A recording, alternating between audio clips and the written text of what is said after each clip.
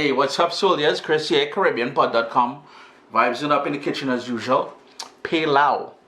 You know, that iconic one pot rice meat dish kind of thing, loaded with coconut milk and just flavors of the Caribbean.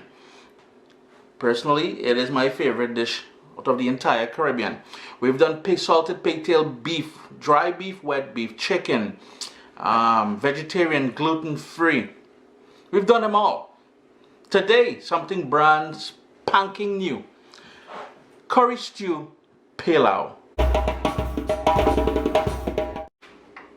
Along the way, I'm going to share some tips or secrets on efficiency and enjoying your time in the kitchen. Number one, prep your stuff, your ingredients in advance. Have a nice clean working area. Prep your ingredients in advance and things will go smoothly. The other thing I like doing is having a little bowl with all my kitchen scraps and rubbish that goes in there. That's going to go into the composter later. First thing first, I have here an entire chicken which I cut up and I've washed it with the juice of lemon and water, cool water.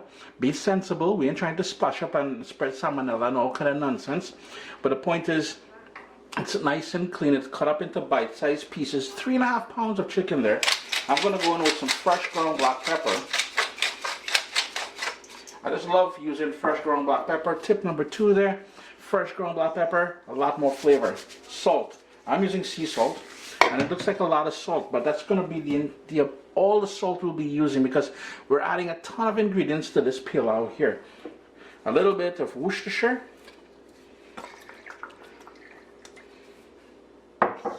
Then we're going to push this to the back here, all the ingredients are there.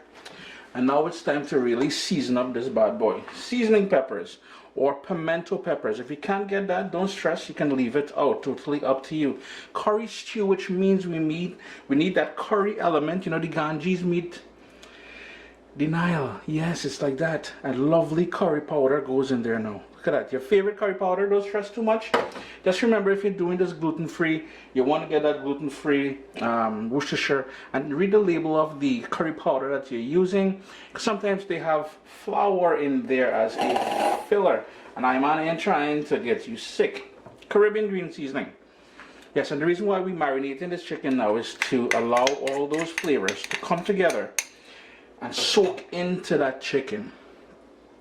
And I like using an entire chicken because I'm getting the white meat, the dark meat, and to be honest with you, the entire chicken is in there, so we ain't wasting nothing. If you want to use chicken breast, you fly your way. I ain't hating. An entire scotch bonnet, pepper seeds and everything.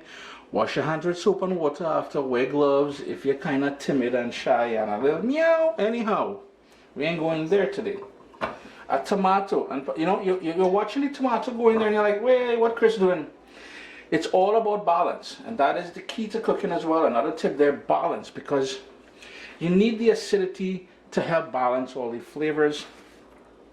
Diced onion, and if you notice, my onion, my tomato, later on you'll see me use some celery.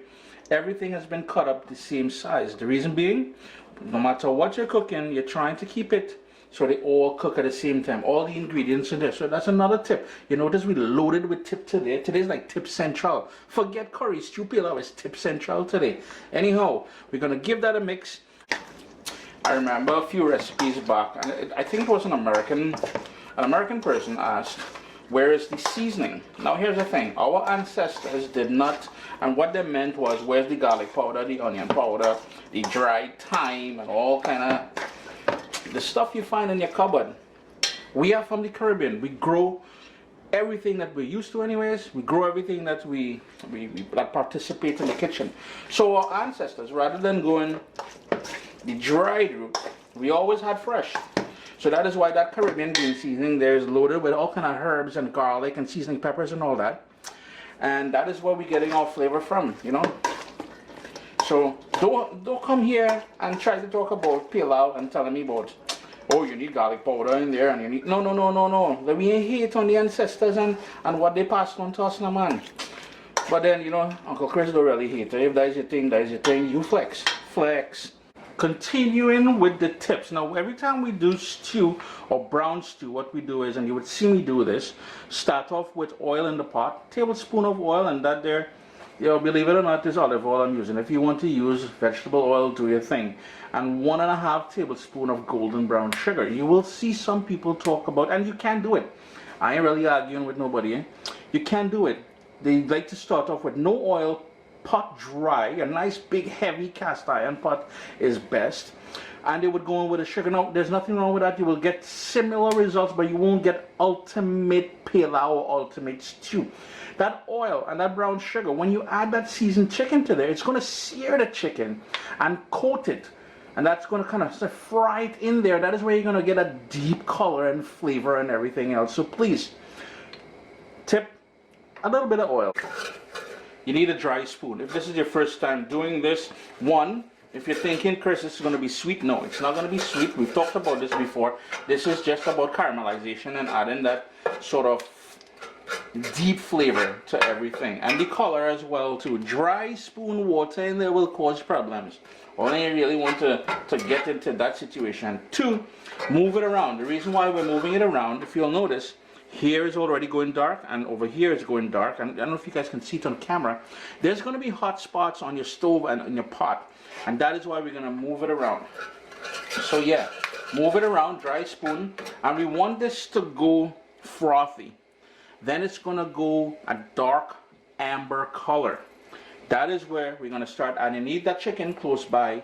We're going to start adding the chicken pieces, marinating everything to the pot. If it goes black, stop. Shut your stove off. Allow the pot to cool down. Don't put no water until it cools down. Wash that pot and start over. That black sugar will give you a burnt. And you hear people talk about, hey, he ain't burn. No, we're not burning the sugar. Catch all this stuff. We're caramelizing. Oh God! Got a nice deep color there. This is where we're gonna add the seasoned chicken to the pot. And you notice I'm adding a small batch at first. Don't just dump the whole thing inside the pot. No, stop that. We want to coat the chicken with all that color and flavor. We worked hard to get to this point, but we ain't trying to ruin it now. Now we're going to dump it in. Scrape that pot, that bowl. And we're going to put some water in there. We want to swish around that and cook that. Really mix this well. That is going to help give us even coloring. And that's where the oil I was talking about there. We're searing it here with that brown sugar, that caramelization process. Now I'm going to turn my heat down to medium. Boom, bam, lid on, and let that create its own juices for our twos. It's been about 4 minutes now.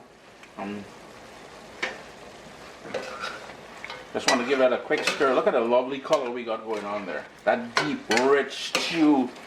I tell you that there is pure niceness. So what we're going to do now, we want to really enhance that color even more and the flavor. So we're going to leave the lid off, crank up the heat to high, burn off all that liquid, and in the process we're going to do two things. We're going to develop even more color and we're going to develop more flavor. We're really going to infuse the chicken pieces with that stewness. It's been about 3 minutes since I removed the lid and cranked up the heat. Lovely color. Most of that liquid is burnt off. And here's another tip. Here's where you're going to grate in your ginger. And the reason why we're grating, now here's the thing, ladies and gentlemen. A stew, whether it's curry stew or just plain old stew without ginger, oh gosh, you're losing points if you don't put that ginger. Grating it in here will give it small pieces which will sort of become part of everything rather than having big old chunks of ginger. Not everybody likes big old chunks of ginger. You know what I mean? So we grated that ginger in there. Give that a little mixy mix. You want to burn off all that liquid. This is where I'll also add 3 more ingredients. Yes, straight out of a can. You know, some people will say, gosh, Chris, fresh pigeon peas is the best. That is pigeon peas, green pigeon peas out of a can. I rinsed it about 4 times in water to get rid of most of that sodium. It is packed in. Here's the thing, my personal honest opinion. 30 years I've been cooking pilau in Canada. There's no pigeon peas tree in the backyard. So you see that canned pigeon peas, don't sleep on it. It is the best thing. The other thing is, here I have, and we talked about the same sort of dice. I've got carrots and I've got a stalk of celery in there. It's only in water. so it doesn't discolor. Remember, your heat is still on high, peeps. Give that a stir, because I want to coat everything here and let that pigeon peas, and that's the beauty about using that pigeon peas from the can. It is already cooked. You don't need to pre-boil it and all kind of simmy-dimmy kind of thing. It's ready to use. We want that carrot and that celery along with the pigeon peas to pick up some of the flavors. So this is where we're still on high heat, burning off that liquid. All the liquid has been burnt off. I'm seeing the oil that we started off with at the bottom of the pot here. And this is where we're going to go in with your coconut milk. And just like my pigeon peas, it is straight out of a can. Don't sleep on that coconut milk from the can, man. They're doing some real nice things with that, yeah? But you might have to shop around for a good brand. I lie. Not all coconut milk in can are made the same. Some of them real watery, boy. Like, you know, my mom would complain. She'd be like, whoosh, what kind of white water thing these people putting in can and calling coconut milk, boy. But anyhow, if you have fresh coconut and you want to grate and squeeze and all kind of thing, I ain't hating. Now, since we'll be using rice in this dish, it's a one-pot dish, classic Caribbean one-pot dish. You know, you cook this up. I remember mommy used to cook this when we go into the beach. You come back from swimming, you race back to the car trunk, and then, oh good, a nice big plate of pilau. Rice has to go in there. That 1.5 cups of coconut milk will not be enough to cook that rice. So in the same bowl where we marinated the chicken, water. That is about 4.5 cups of water. And you're asking yourself, wait, like Chris making soup? But no. This house has been transformed into team wet pilau, which means it's going to be almost like a risotto. And all you know what I'm talking about when I say risotto, right? We're bringing that up to a boil.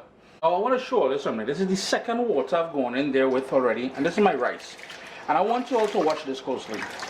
You see all that white, milky sort of color water that you get in there? That is all grit. That is when the rice was polished, when it was, polished, after it was milled. You want to get rid of that. And don't tell me that, oh Chris, if you put the rice dry earlier on in the pilau, you get a better flavor and it absorbs more flavor.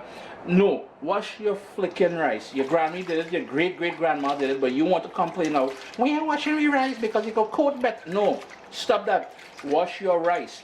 Now if you want a creamy pilau, and some people think this white water will give you a creamy pilau, no. What you want to do, and we spoke about risotto earlier, then I'm only using it as an example because this is a global audience.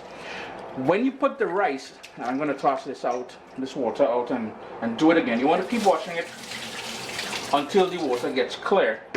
If you want a nice creamy wet pilau, what you're going to do is stir it quite a bit, and in stirring while it cooks, it breaks down the grains of the rice, releases starch, and that, ladies and gentlemen, is what gives you a wet creamy pilau. Don't get tied up with the, oh gosh, the rice have to be dry. No, stop that. That is nastiness. Wash your flicking rice. We have real blub blub going on there, boy. Bubbles. A vigorous boil going on. Rice done wash.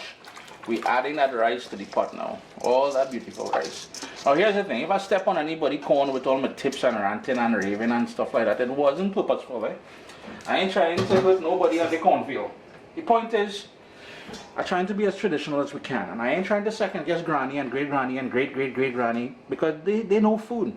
And they've done things the way you just saw me do it there. So the way you question it, I mean, but at the end of the day, your recipe is your recipe. I got to just appreciate, because that is the way food is. You personalize it, right? Just gonna work that rice. And that is why we have so much liquid in here. Now later on, now depending on whether you're team dry pilau, which means a more grainy or shelly rice, you will not have to add any water. If you're team wet pilau, as everybody is lately in this house here trying to convert Chris, I'm losing all kind of friends because I jump over to the wet team pilau. But anyhow, you may need some more water. If you wanted to add a little chicken stock in here, I wouldn't. Don't. Granny never. No, go ahead. I would, you know, to be honest with you, I think vegetable stock would be better in here than chicken stock. We're going to bring this up to a boil, and we're going to reduce the heat all the way down to a simmer and let that go bloop bloop until everything is absorbed in the rice, nice and fat and thick and plump and ooh. It's been bubbling away there on that low heat for about 8 minutes now. And if you really want that nice, wet, creamy pilau, this is where you're going to keep stirring. And as you stir, as I said earlier, you're going to break down the walls of the rice grain, releasing the starch, thus giving you that creamy texture. But anyhow, the other thing you got to pay attention to here now, wet pilau lovers, keep an eye on the level of the liquid. Need to add more? By all means, do so. I did end up adding a bit more water in there, another 1.5 cups of water. So keep your eye on things over there. What you're seeing, that is some tomato roasting off on the stove there. And that is a cast iron pan. Again, that nice charred bed. It is winter. It is storming outside. I ain't going outside and I want to make a little choker. And I love tomato choker. Forget coleslaw and whatever all it is. I want tomato choker with my pilau. That's just me. 25 minutes later, taste it for salt, and here's going to really personalize things. Taste it for salt and adjust it to your own liking. I am cutting back on the amount of salt that I use, so I am not adding any more in here. I have somebody circling the kitchen right now, so I'm going to shut things down. Now the rice is nice and plump, but you'll notice there's still some liquid. This is a heavy cast iron pot, and which means it retains a lot of heat. It's going to have that residual heat, and I'm going to use that to my advantage. But before we go, shado beni, also known as culantro. Now you're thinking, well, yeah, Chris, normally when people use culantro, you can use cilantro as an alternative. In this case here, a big fat wet no. Don't do that. If you don't have it, don't use it. Use parsley. But that's something my mom would always do. A little shado beni. There we go in. Now I want you all to remember something. I have two massive lights above me, so the pilau looking a little pale. All they're probably saying, Chris, well, that curry stew chicken pilau need a little tan. No, how your backside. Ladies and gentlemen, always a pleasure having you guys here in the kitchen with me. I'm just on talk, you know, all this old talk there. I shared some nice tips with you guys. Turn the heat off, residual heat. We'll continue cooking that. A nice big one-pot dish, curry stew pilau, the Ganges meat, the Nile. That there is 100% me. That is my kind of food. Irie? Irie. What's up, soldiers? Don't forget to click subscribe. If you've already clicked subscribe, hit that bell notification thing. I want to all you missing out on the new videos, man. Come on, click.